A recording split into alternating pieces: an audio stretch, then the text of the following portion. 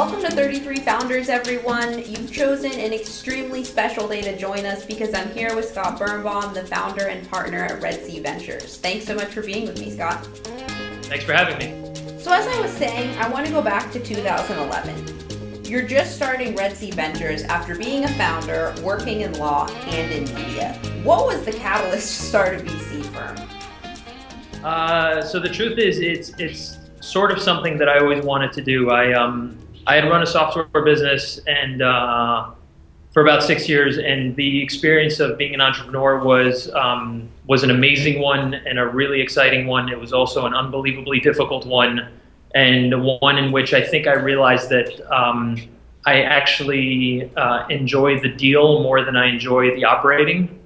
So I had an opportunity after that, while I was a lawyer and while I was in media, to do some angel deals. And as I saw more deal flow, I started bringing in some of my old investors and my old partner and a few other people. And so we did about 10 deals as sort of an angel syndicate, and I really enjoyed it. And I was lucky enough to get into some really exciting deals.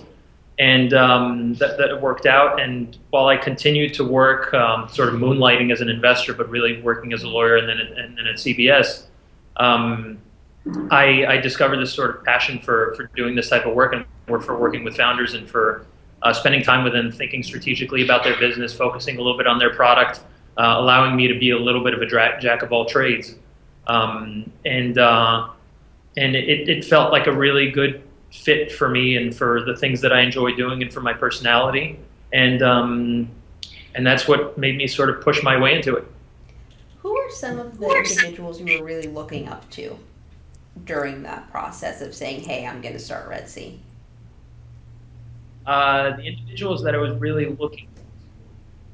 So I think that the individual I most looked up to is probably Fred Wilson. I think that's probably something that most new VCs would say anyway. So I don't know that I can say that I'm being that original. But the level of clarity in his thinking, his consumer insights, his directness and frankness in the way that he writes and in the way that he deals with people, and the quality and substance of the companies that he likes to invest in, I think is something that I aspire to be like. So tell us now, 2015, what's a typical day like for you? Typical day is going to sound like I'm complaining, but I'm not. Typical day starts usually around 8:30 and 9 with a breakfast meeting. Oftentimes meeting an operator, somebody who I think may be an interesting fit for one of the companies that I've invested in. Sometimes it's a little bit of networking. So every quarter, what I do is I pick a subject area that I want to develop some expertise in, or at least some knowledge base in. So this quarter it's growth hacking. So I'm trying to meet with every growth hacker under the sun, and learn from what it is that they do, how they do it, what tools they use, what they read, who they think that I should speak to. So I tend to reserve the breakfast meetings for that type of thing. Then I come into the office. It's somewhere between 5 and 6, 7 meetings a day, taking pitches. Yeah, it's very intense pitch taking schedule. And then between those pitches, I do sort of the fund admin work and interact with our team. We talk about deals. If we're getting close to a deal, then obviously there's more diligence activity. And then usually around 7 o'clock, I leave, go home. I try to catch my daughter before she goes to bed. She's 7 months old, and spend a little bit of time with her, have dinner with my wife, and then I get back on my laptop, and it tends to be up until 1 a.m. kind of plowing through the emails that I didn't get a chance to go through during the day, and trying to be as responsive as possible to everybody. One of my favorite quotes when you talk about having 6 to 7 meetings, reminded me, is from Dave Tisch, who I'm sure you know over in New York. And I was asking him, what's the secret to making a great pitch? And he said, there's no script. You have to win. You have to stop somebody in their tracks. What stops you in your tracks?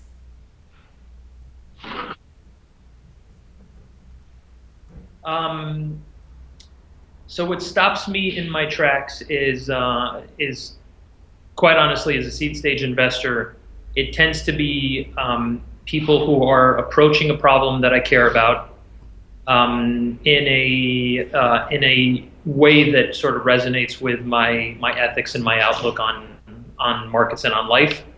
And that's a little bit difficult to articulate up front. But they're just plainly, and I say this sometimes to people, there are great businesses out there. There are people building amazing businesses. They're just not businesses that are necessarily interesting to me personally to be involved in.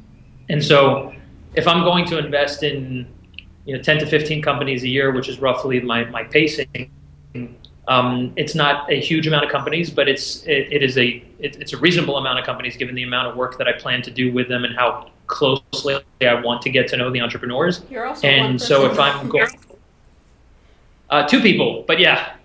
And so because of that, I want it to be companies that I really care about and markets that I really care about with founders that I really care about. So that's not the greatest answer in terms of giving a direction, but at least it gives you some insight into how I make decisions. Once you do invest in a company, what's your favorite role to play? So I'd say that I like, there are different roles at different moments that I really enjoy. For very, very early on companies that are consumer focused, I really like spending time with them on product. I think all the companies that I've invested in that were really early in product will tell you I was probably the most rabid beta tester they've ever had. So I really like that, and I in fact drove my wife crazy on one of the apps that we invested in. It's called Fly Labs. It's a video editing tool, and I was making videos with this thing like every day, all day long, and it's driving my wife nuts. But I really like that. I think one of the most difficult things when you're building a product is getting people to beta test it, give you real feedback, give you thoughtful feedback, give you honest criticism of what it is that you're building, and challenging your thinking. And so that's not to say that I think that I know better what it is that they should be building than they do, but just by virtue of being an outsider to the product, there are things, I will see things in a way that's different than the way that a founder sees the product that they're building. So, I think one of my biggest roles early on is being that really engaged, passionate user who's willing to really kick the tires and give it a try and spend some time on it. Because it's really tough to get even close friends and family to do that type of thing. So I enjoy that. I like helping, I like making it, because we are a small fund, we tend to not lead deals. And so I really like meeting founders and helping introduce them to other firms that we do business with that may be lead investors. That's an exciting sort of exercise for me to help kind of sell projects that I think are exciting into other investors. And and then I also like kind of helping coach them and getting ready for the follow-on financing rounds, running mock pitches with me, helping them fine-tune the storytelling of their deck. They tend to all have great stories. It's just a matter of figuring out how to articulate it in a way that's going to resonate in a 30-minute pitch with a VC that you don't have a relationship with before that. So it's that stuff, and a little bit more operationally, I really like to spend time on biz dev and strategy and thinking about partnerships and how to structure those, and even helping them negotiate some of those deals. If you could give every founder that you meet a fortune cookie and put a saying in there to help them get through the first year or 2 years, what would that saying be?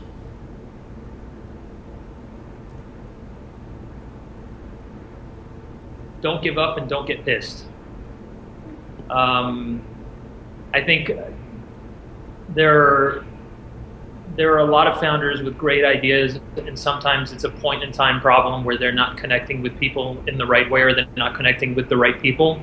And I think to a large extent, this is a numbers game. It's a game of going out and meeting with as many people as possible and just continuing to work at the hustle until you get someone to care.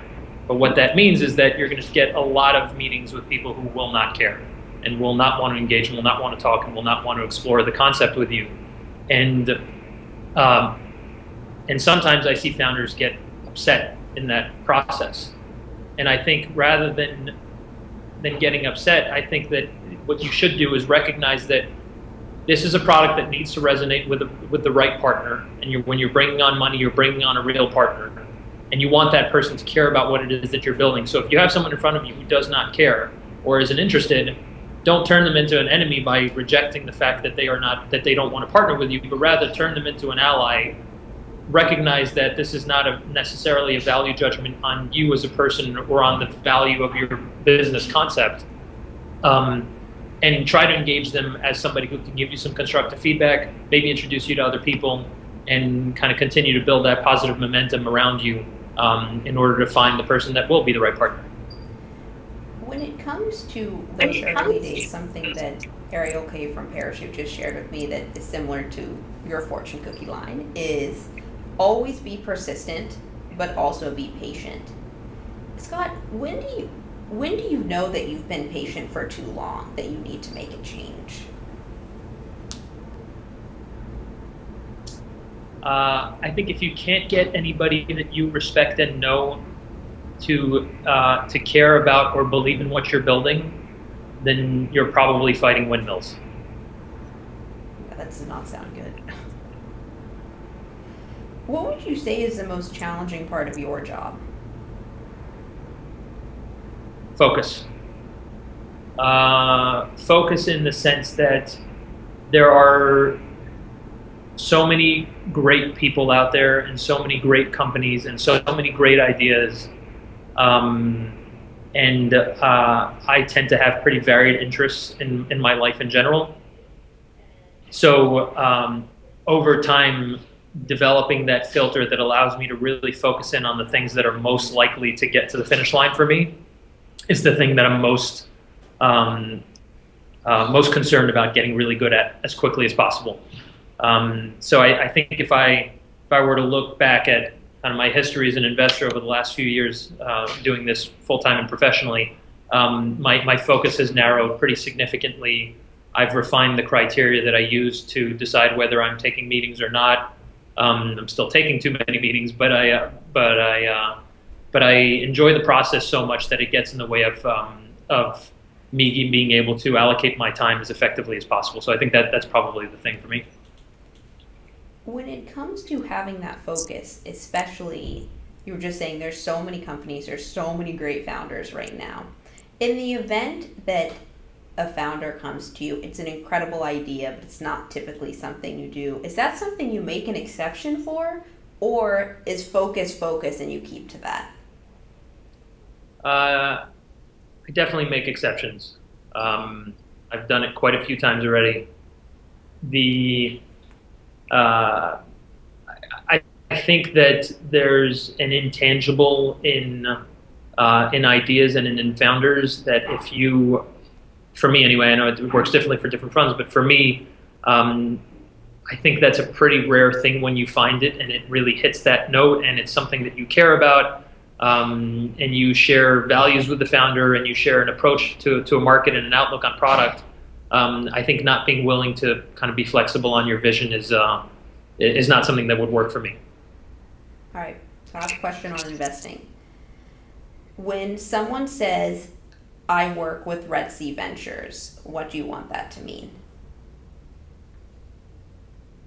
I want that to mean that they are part of a community of entrepreneurs, myself included, who share a set of values, who are going to be helpful to each other, who are doing things that are value positive to the world, and who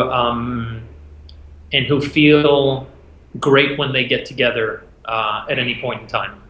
And so that's sort of the soft piece of it. The more professional piece of it is that I want them to feel, or I want that to mean that they have gotten a level of support from a fairly small firm that is punching way above its weight. I like it. I know Liz and JJ, I'll call them right now, but we'll loop them in. Yeah. Perfect. Scott, I want to shift gears now for a couple of minutes and dive into your work with Seeds of Peace and YLC. Before I explain it, can you introduce us to those organizations? Sure. You cut out. You said Seeds of Peace and? And YLC. YLC, sorry. Yeah, so the Seeds of Peace is a nonprofit that was started 20 years ago by an American journalist named John Wallach, who used to cover the Middle East. And his idea was if you could bring together talented teenagers from both sides of the conflict. He was initially focused on Israelis and Palestinians. If you could bring them together outside of their conflict regions and train them on tolerance and dialogue, and just get them to live together as children, as teenagers, that it would do two things. One, it would develop an appreciation for the other side. That's not to say necessarily an endorsement of the other side, but at least an appreciation of what the other side is experiencing and how they're thinking. It would develop their skills as leaders because they'd learn how to connect and to talk through conflict rather than act out in violence. And over time, maybe it would develop, as they got older, relationships that they would be able to leverage when they're trying to solve the real conflict 20 years from that first experience. Over time, it's evolved a little bit. It still stayed true very much to that mission, but it's evolved in the sense that it's grown out to other geographies. So it now covers the Middle East, including Egypt, Jordan, Israel, and Palestine. And on the Israeli side, it includes Jewish Israelis as well as Arab Israelis. And it's also moved into India and Pakistan and Afghanistan. And you guys have also expanded to have the graduate programs too, right? Right. So that's been the next evolution. So the program starts by identifying these kids that are 14 to 17, bringing them to a camp in Maine. Call it 200 to 250 per summer, and they live together, play sports together. They do 2 hours of dialogue session a day. They do group challenge, which is basically like a physical team building exercise. And they get paired up, and then they talk through the conflict in pretty direct terms. And the idea is it's really a leadership development program. After they graduate from that camp program, we have programs in country where they stay connected to the organization and to each other. And then we've got the graduate program as sort of college years and beyond, where we continue to invest in their development as leaders. And we even now started to bring in people who are non-seeds from the camp via a program called Gather, which is a conference for emerging leaders in areas of conflict. So sort of think of it as like TED meets the World Economic Forum, but for people who are trying to transform conflict. So it's still, the core is still around the seeds graduates, but we also start to bring in some people from a broader community. And so that's the idea. The YLC, we set up as a group to engage young professionals, first in the New York area, but then in other cities, to help raise awareness and raise funds for Seeds Peace. I was the chair of the YLC. It was an exciting experience to try to learn how to recruit and manage and engage people that were there on a volunteer basis. It actually was a pretty important piece of my developing my kind of theory around community and how community gets built, which actually dovetails nicely into my investment work today. And we grew it into an amazing group of 2,000 young professionals just here in New York who engage in the hundreds on real operational activities and how to build events and how to produce and promote events and raise money and awareness for the organization. It's been pretty awesome. The big event is November 20th, right? Peace Market? Yeah, the big event. It's a really fun party. It's something that we branded about 7 years ago, originally designed to look and feel a little bit like a soup market. So we have food vendors that come in. We do a hummus tasting competition with restaurants representing the different countries that are involved and that all share that delicious dish, which is my favorite. And it's judged by food critics. So it's a pretty cool event with great food. And we also tend to bring in a great live performer to perform. So we've had, over the years, we've had the Bare Naked Ladies, we've had Chromeo, we've had John Forte, we've had John Legend. I'm blanking on others, but it's been pretty amazing, and it's a really fun party also. And then everything from that event goes to Seeds of Peace, right? Yeah, absolutely. All the money raised at that event goes to Seeds of Peace. One of the things that intrigues me most is how quickly the kids who are attending the camp really start merging together. Do you ever go to the camps anymore? Yeah, I go to camp every summer. Absolutely. I spend can't spend much more than a long weekend there, but every summer I try to go up for a long weekend, spend some time getting to know the new kids that are joining, and it's really an amazing experience. I mean, these are sometimes 14-year-olds that will sit down with me for a meal and will talk about life and about their experience of the conflict, or just their thoughts in general on the world with the maturity that's the maturity of a 30-year-old. They're really an incredible group. I mean, and it kind of speaks to the process, the selection process that they have to go through in order to get there. There are over 10,000 kids that apply for basically 350 spots every summer. So it's a highly, highly selective program, but they're really amazing people. Why is this so important to you?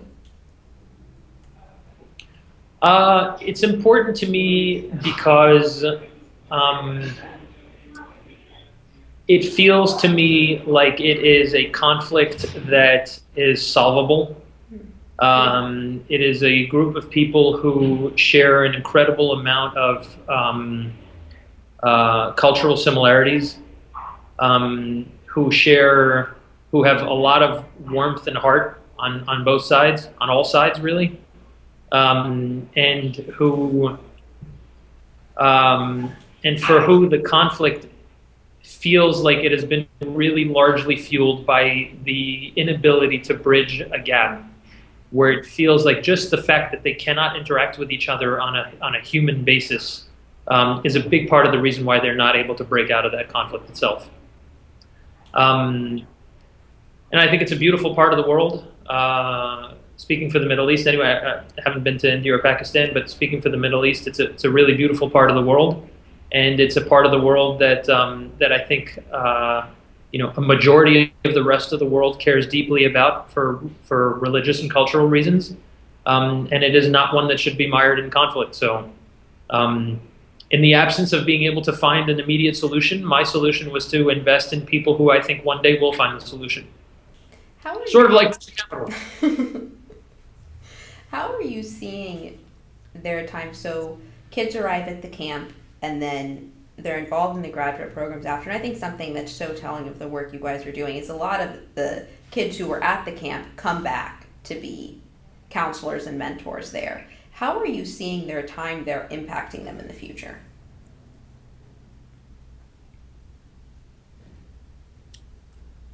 So I think the one thing you would notice if you met any of the graduates of the program is that there is something fundamentally different about them than people who have not been to the camp.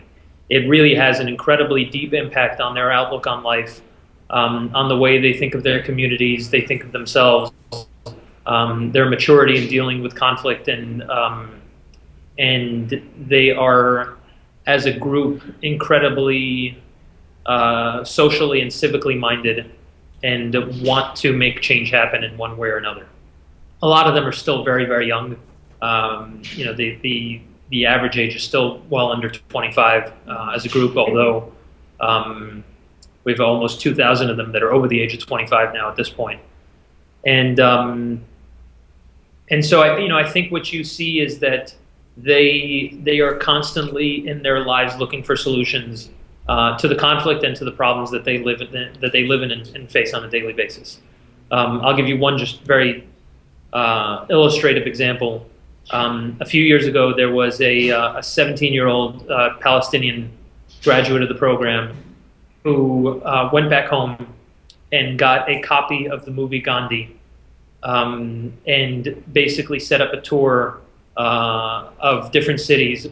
And the only thing that he was doing was just projecting the movie in community centers. He just wanted people to learn about the concept of nonviolent protest. And I think that's the type of thing, like if you see that out of a 17-year-old, that's the type of thing that's illustrative of what all of these kids are doing, or these adults now are doing in one way or another. And so the hope is that as a group, they'll be able to move their nations in the direction of the transformation of conflict. That really, I mean, even just hearing that, you just feel, I feel so good. I don't even know how to describe it. Yeah, look, I love that this is an organization that is really all about positivity. And I think there are a lot of ways of thinking about transforming conflict. And part of the reason that I selected this one is that in this world, specifically around these conflicts that are so steeped in violence and negativity and partisanship, this is one of the few organizations that really that where every touch point is about positivity and forward momentum. So I love that. All right, last two questions, Scott, and these ones are about you. The first Okay. one is, what are the unique habits, whether it's a creative thing, the same thing you eat for breakfast, that make you you? Wow, that is a really good question. What I eat for breakfast, amongst many other things. Uh, there's no. I don't think there's any one particular habit that I have that I would say is really me, with the exception maybe that I'm obsessed with hummus, as you may have noted from my earlier comment. Uh, yeah. I think I think the one thing that does make me is that I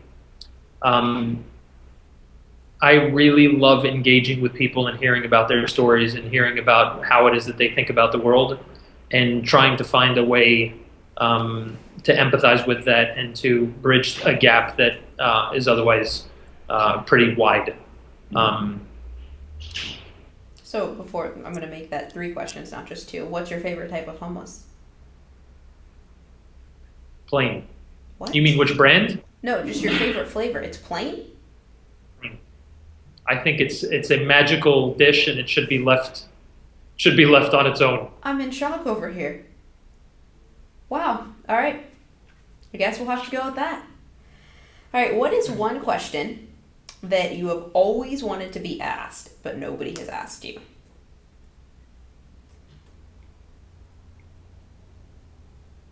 Wow.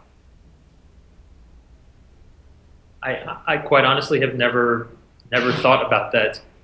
What is one question that nobody's ever asked me that I wish I'd been asked? And it can be professional, it can be personal, it can be childhood athletic achievement. Okay.